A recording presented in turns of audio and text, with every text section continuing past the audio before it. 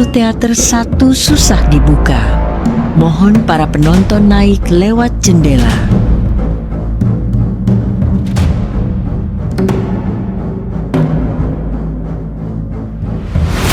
Cerita dibuka dengan momen ketika Ronnie Morgan bersiap meninggalkan rumah untuk kembali ke barak militernya. Ia mencoba menata diri seperti biasa, seolah tidak ada yang salah.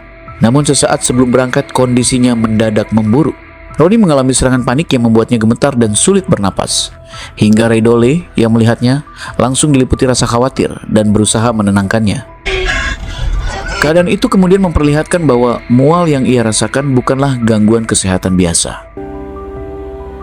Belakangan terungkap bahwa rasa mual yang menyerang Ronnie dipicu oleh gangguan kecemasan akut yang telah lama ia alami. Setelah kondisinya mulai stabil dan napasnya kembali teratur, Gil pun datang untuk menjemput dan mengantarkannya pergi. Di saat itu juga, Ray mengutarakan kegelisahannya.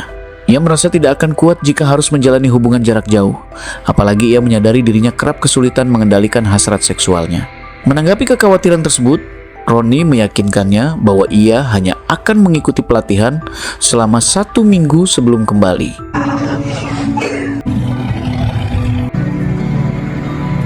Namun baru saja Ronnie pergi, Ray kembali terjerumus pada kelemahan lamanya.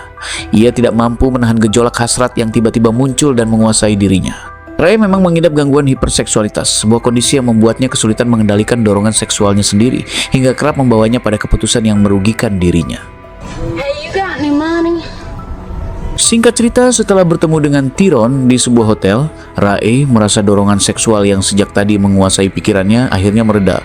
Meski uangnya terkuras, ia tetap merasa lega karena hasrat yang sulit ia kendalikan untuk sementara waktu telah tersalurkan. Selama ini, Ray memang kerap menjadikan cara tersebut sebagai pelarian atas gangguan hiperseksualitas yang ia alami. Setelah semuanya selesai dan hendak pergi, ia meminta Tyrone untuk mengantarkannya pulang. Sesampainya di sebuah persimpangan jalan, Ray yang masih mengenakan pakaian minim memutuskan turun dari kendaraan. Ia memilih berjalan kaki sendirian menuju rumahnya, meski langkahnya tampak goyah setelah kejadian yang baru saja ia alami. Cerita kemudian beralih ke sosok Lazarus Red, seorang pria berjanggut tebal yang sedang menghadapi keretakan rumah tangganya. Ia mencoba berbicara baik-baik dengan istrinya, Rose Woods, dan membujuknya agar kembali setelah lama pisah ranjang. Namun Rose yang telah memiliki pria lain menolak ajakan tersebut dan memilih pergi meninggalkannya. Dikuasai amarah dan kekecewaan, Lazarus pulang dengan mengendarai traktor lalu melampiaskan emosinya dengan menghancurkan kebun mawar milik Rose.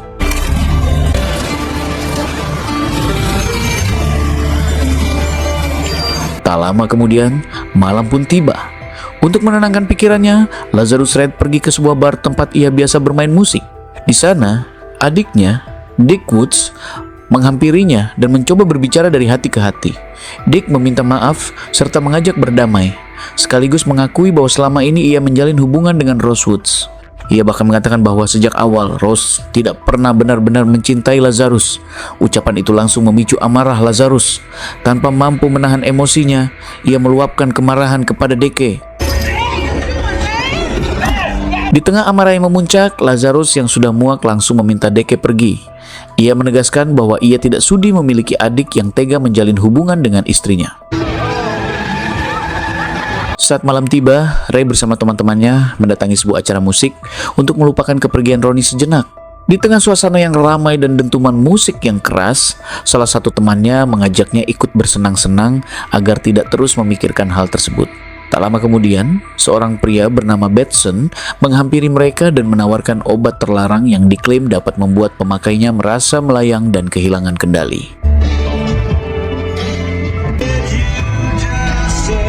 Setelah acara selesai, Gil melihat Ray dalam keadaan mabuk lalu membawanya pergi dari lokasi tersebut untuk mengantarkannya pulang. Di tengah perjalanan, Ray yang lebih dulu menggoda Gil akhirnya mengajaknya berhubungan intim. Saat hubungan itu berlangsung, Ray justru meremehkan dan menghina Gil. Ucapan tersebut membuat harga diri Gil tersinggung, hingga emosinya memuncak dan situasi berubah menjadi kasar sebelum ia meninggalkan Ray begitu saja.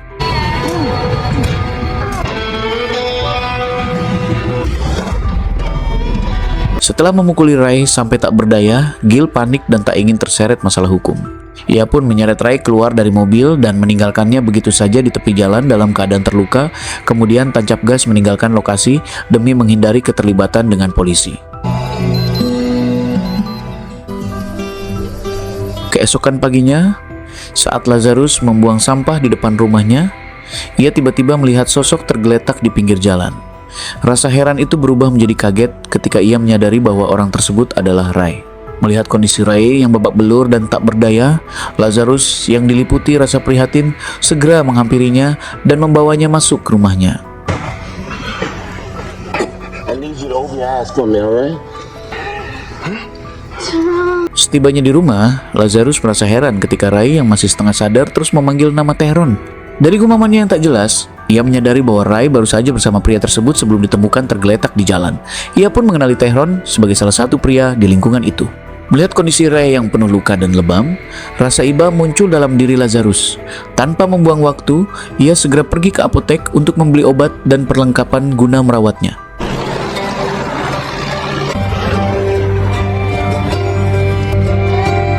Sesampainya di apotek, Angela yang melihat Lazarus kebingungan langsung menanyakan apa yang ia butuhkan.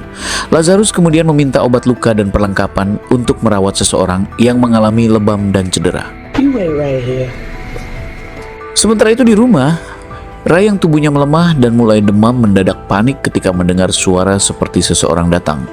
Dalam kondisi setengah sadar, ia diliputi ketakutan seolah ada ancaman di sekitarnya. Namun tak lama kemudian terungkap bahwa suara yang ia dengar hanyalah halusinasi akibat trauma dan kondisinya yang belum stabil. Sementara itu, setelah mendapatkan obat yang dibutuhkan, Lazarus belum merasa tenang. Ia ingin memastikan siapa pria yang bersama Ray sebelum kejadian itu. Karena itulah, Lazarus memutuskan pergi untuk menemui Tehron guna mencari kejelasan tentang apa yang sebenarnya terjadi.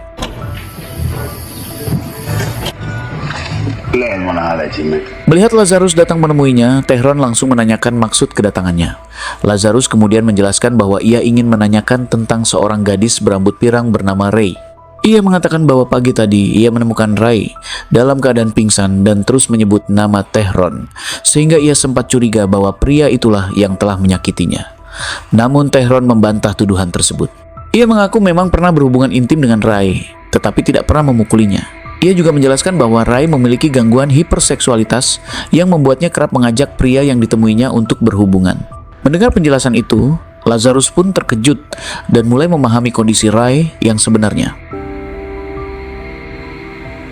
Setelah kembali ke rumah, Lazarus terkejut saat mendapati Ray tergeletak tak berdaya di lantai. Melihat kondisinya yang lemah dan demamnya semakin tinggi, ia segera menghampiri Ray untuk memastikan keadaannya. Ain't no harm here. Ain't no harm. Lazarus pun terperanjat melihat Ray yang kembali menunjukkan dorongan hiperseksualnya meski tubuhnya sedang demam dan lemah. Dalam kondisi setengah sadar, Ray meracau dan bertingkah tanpa kendali, membuat Lazarus semakin bingung menghadapi situasi itu. Mengira Ray mengalami demam tinggi yang memicu halusinasi sekaligus memperburuk kondisinya, Lazarus segera membawanya ke kamar mandi. Ia lalu memasukkan Ray ke dalam bathtub berisi air dingin dan es batu untuk menurunkan suhu tubuhnya. Setelah direndam dalam air es, kondisi Ray sempat mereda dan tubuhnya tidak lagi sepanas sebelumnya. Ia terlihat lebih tenang meski masih lemah. Namun tak lama kemudian, Ray kembali diliputi halusinasi. Dalam keadaan bingung dan setengah sadar, ia keluar rumah tanpa tujuan yang jelas. Melihat Ray berjalan sempoyongan di luar, Lazarus segera mengejarnya dan berusaha membawanya kembali masuk. Hey, you alright? Whoa, whoa. Setelah Ray akhirnya terlelap, Lazarus tidak langsung beristirahat. Ia justru bangkit dan berjalan menuju gudang di belakang rumah, seolah hendak mengambil sesuatu yang telah ia pikirkan sebelumnya.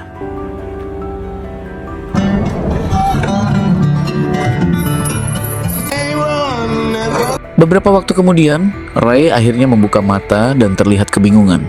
Ia segera bertanya berapa lama dirinya tidak sadarkan diri. Lazarus menjawab bahwa ia menemukannya terkapar di jalan dan sejak saat itu Ray telah pingsan selama 2 hari. Mengetahui hal tersebut, Ray yang merasa kondisinya sudah lebih baik menyampaikan keinginannya untuk meninggalkan rumah Lazarus dan kembali pulang. Ray langsung tersentak marah ketika menyadari kakinya dirantai di dalam rumah. Ia tidak menyangka Lazarus sampai melakukan hal sejauh itu terhadapnya. Lazarus kemudian menjelaskan bahwa tindakannya dilakukan agar Ray tidak kembali keluar dan mencari pria untuk melampiaskan dorongan seksualnya yang kerap kambuh. Namun Ray yang merasa dirinya disekap tetap memberontak dan berusaha melepaskan diri dari rantai tersebut.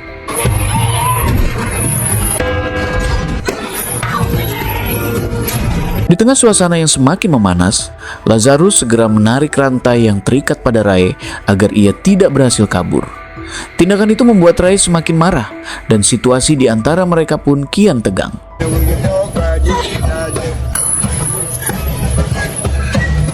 Merasa tidak mampu melawan dalam kondisi terikat, Ray akhirnya berhenti memberontak dan memilih menuruti perkataan Lazarus untuk sementara waktu.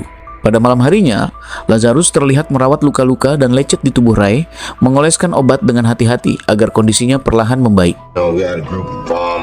Namun pada saat itu, ketika hasratnya kembali kambuh, Ray mulai mencoba menggoda Lazarus.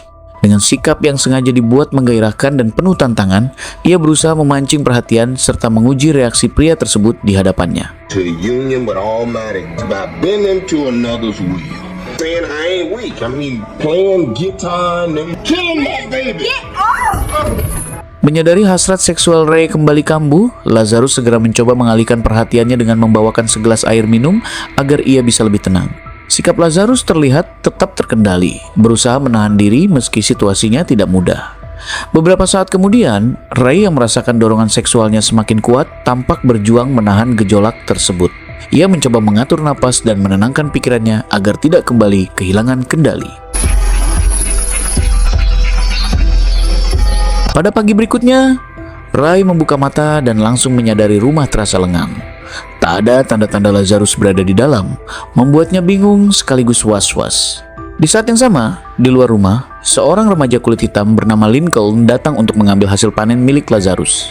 Ketika suara langkah dan percakapan terdengar dari luar, Ray yang masih terikat rantai mendadak gelisah. Ia segera mencari sudut tersembunyi, berusaha agar keberadaannya tidak sampai diketahui oleh tamu tersebut.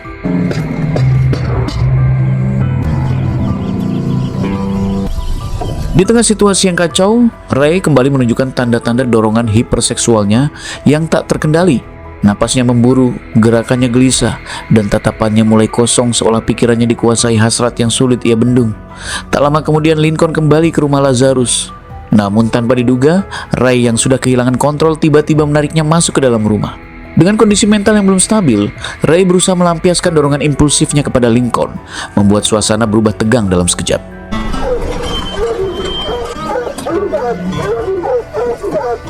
Pada saat yang bersamaan, Lazarus pun pulang dan memasuki rumahnya.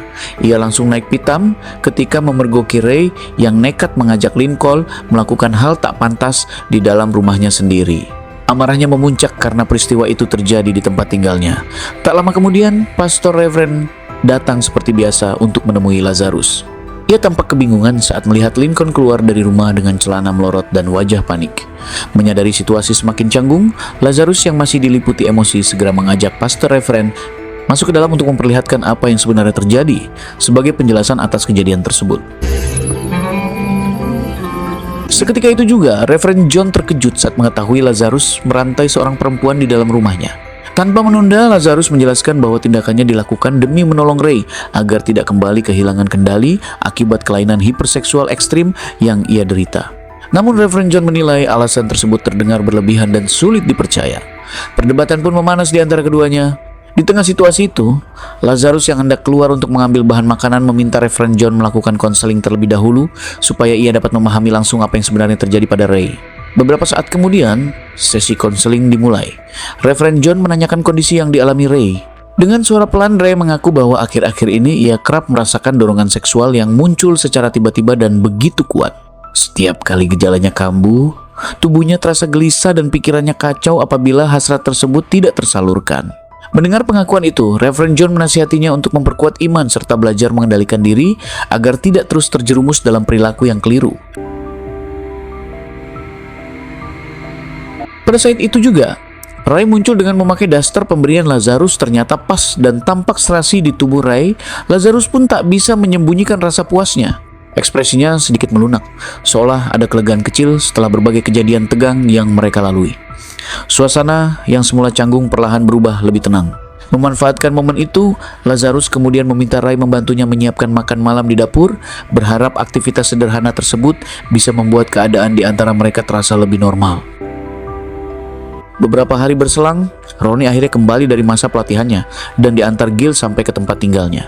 Sesampainya di sana, ia langsung merasa ada yang janggal karena Ray tidak terlihat sama sekali.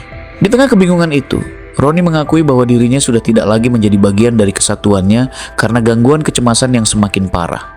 Namun baginya, kehilangan pekerjaan bukanlah masalah selama ia masih bisa bersama Ray.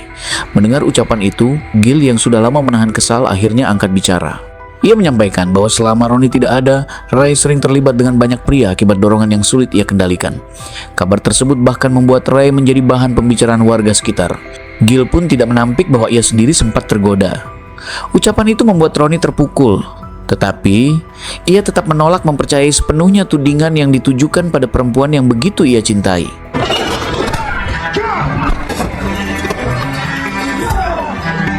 Usai meluapkan amarahnya pada Gil, Ronnie tanpa membuang waktu langsung pergi menyusuri kota demi menemukan Ray. Di sisi lain, setelah makan malam berakhir, Lazarus dilanda dilema. Ia menyadari bahwa menahan Ray dengan rantai bukanlah tindakan yang benar. Dengan perasaan berat, ia akhirnya melepaskan belenggu tersebut dan mengatakan bahwa keesokan harinya, ia akan mengantarkan Ray kembali ke rumahnya. Namun keputusan itu justru ditanggapi berbeda oleh Ray. Merasa hidupnya mulai lebih terarah dan stabil selama berada di sana, ia memilih untuk tetap tinggal bersama Lazarus. Baginya, lingkungan yang lebih tenang dan bimbingan Lazarus memberinya harapan untuk menjauh dari kebiasaan lama yang selama ini menjerumuskannya. Keesokan paginya, Lazarus mengajak Ray ikut serta menjual hasil panen kebunnya seperti biasa. Di sela aktivitas itu, Ray kemudian meminta izin untuk singgah ke minimarket dengan alasan ingin menemui ibunya. Setibanya di sana, suasana terasa berbeda. Tatapan orang-orang yang hadir dipenuhi cibiran, mengingat Ray sudah terlanjur mendapat cap buruk di lingkungan tersebut. Meski demikian, ia tetap melangkah masuk dan langsung menghampiri sang ibu yang tengah merapikan barang dagangan di rak. Dengan niat memperbaiki diri, Ray mencoba mengajak ibunya berbicara baik-baik. Namun sang ibu, Sandy, justru memotong pembicaraan dan menyuruhnya pergi dari tempat itu. Rasa malu atas gosip dan perilaku Ray selama ini membuat Sandy tak ingin dikaitkan lagi dengannya. Perdebatan pun tak terhindarkan. Emosi yang memuncak membuat Sandy melontarkan kalimat menyakitkan, bahkan mengaku menyesal telah melahirkan Ray.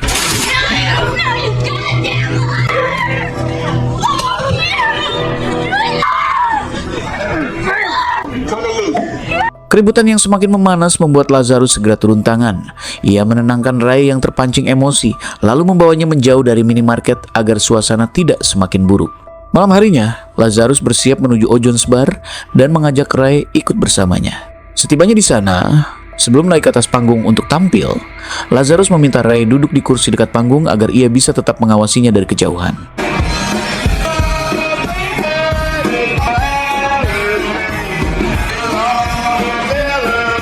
Pagi berikutnya, begitu membuka mata, Lazarus segera menghampiri Ray yang tengah bernyanyi pelan. Suaranya yang terdengar lembut membuat Lazarus terpikat. Tanpa ragu, ia mengambil gitar, lalu mulai mengiringi Ray, mengajaknya berduet, dan menikmati momen hangat yang terasa begitu sederhana, namun berarti. Tanpa mereka ketahui, Ronnie ternyata sudah menyusup ke dalam rumah. Dalam hitungan detik, ia mendekat secara diam-diam sambil menodongkan sitol lalu menghantam Lazarus dari belakang hingga pria itu tersungkur, membuat suasana yang tadinya hangat berubah tegang seketika. Diliputi kecemburuan yang membutakan, Ronnie dengan tangan gemetar mengarahkan pistol ke arah Lazarus karena mengira pria itu telah merebut Ray darinya. Suasana semakin memanas saat Lazarus berusaha menjelaskan bahwa ia tidak pernah berniat mengambil siapapun, melainkan hanya mencoba menolong Ray keluar dari gangguan hiperseksual yang kerap kambuh. Perdebatan mereka pun semakin sengit, nada suara meninggi dan emosi tak terkendali. Namun di tengah ketegangan itu, napas Ronnie mendadak memburu, dadanya terasa sesak, dan pandangannya mulai kabur. Serangan panik yang selama ini ia derita kembali muncul, membuat tangannya melemah dan situasi berubah tak terduga.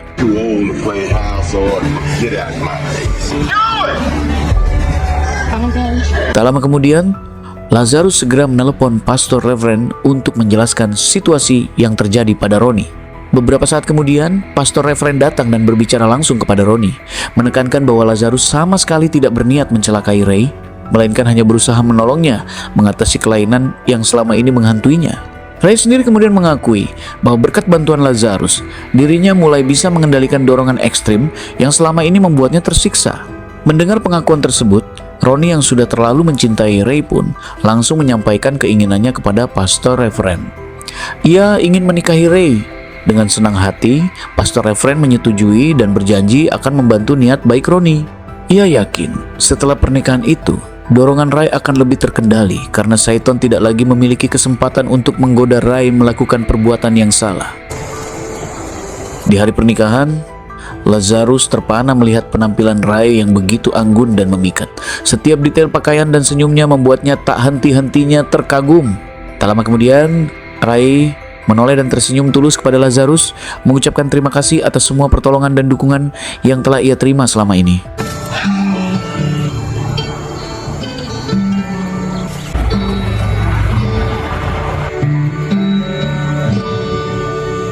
Di penghujung cerita, di tengah perjalanan bulan madu, Roni tiba-tiba diserang panik. Rai segera menenangkan suaminya dan memintanya berhenti sejenak agar situasi tidak semakin memburuk. Di balik semua drama dan ketegangan, terungkap bahwa Lazarus adalah seorang petani baik hati. Dengan kesabaran dan kepeduliannya, ia berhasil menolong Rai keluar dari kehidupan kelam yang selama ini membelenggunya. Akhirnya, Rai dan Roni dapat menjalani hidup baru dengan lebih tenang, belajar saling percaya, dan menata masa depan yang lebih bahagia bersama-sama. Dan film pun berakhir.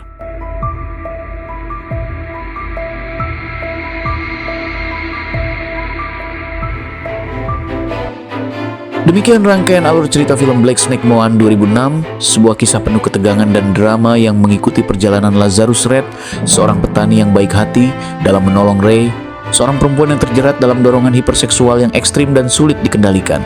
Film ini menghadirkan nuansa psikologis yang intens, konflik emosional, dan perjalanan karakter yang penuh liku. Semoga rangkuman dari Kembang Sarjana film ini dapat menambah wawasan sekaligus menemani waktu santai kalian.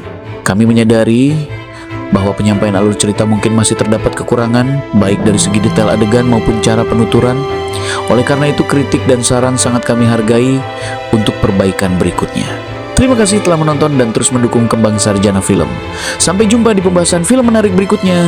Bye-bye.